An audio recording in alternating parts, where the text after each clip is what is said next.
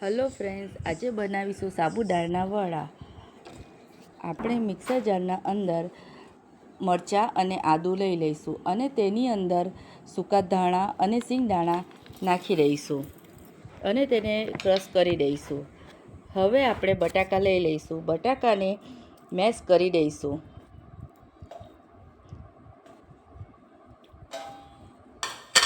આ રીતે મેશ કરી દેવાના છે અધકચરા, અને મેશ થઈ જાય એટલે એના અંદર આપણે જે મસાલો વાટ્યો હતો ને તેના એડ કરી દઈશું।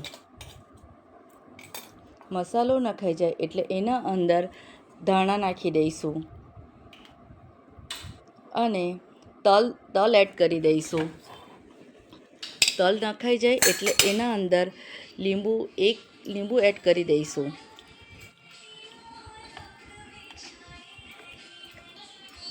ટેસ્ટ પ્રમાણે એડ કરવાનું લીંબુ ઓછું વધતું, અને સીધું મીઠું એડ કરી દઈશું।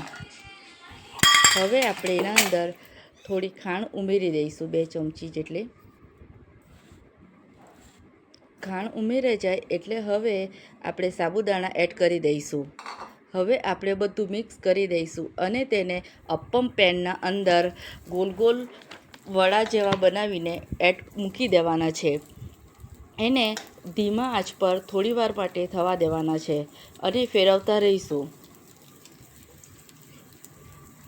જે વ્યક્તિ ઓછું તેલ માટે ખાવા માટે જોઈએ તેના માટે આ બેસ્ટ છે અપ્પમમાં વડા બનાવવાનું।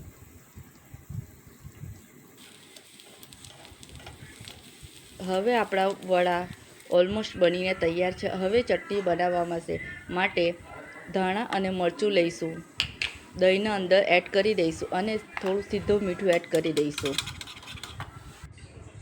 હવે આપણા વડા બનીને તૈયાર છે।